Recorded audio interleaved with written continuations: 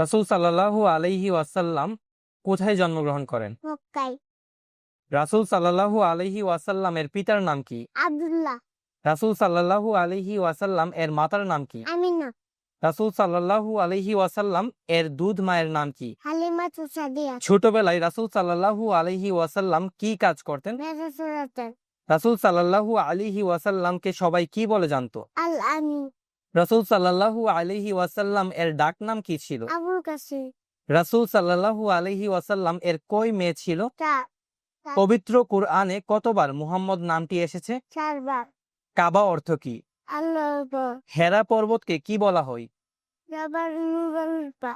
ওহী নিয়ে কোন ফেরেশতা আসেন? হচ্ছে জিব্রাইল ছিল।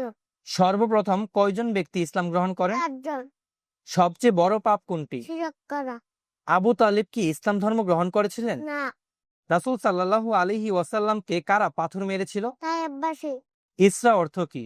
আর্টিকেলের বুক। মিরাজ অর্থ কি? উর্দু আকাশে আবার। মসজিদুল আকসা কোথায় অবস্থিত? ফিলিস্তিনে। নবীজি সাল্লাল্লাহু আলাইহি ওয়াসাল্লামকে কারা হত্যার পরিকল্পনা করে? মক্কার নেতারা।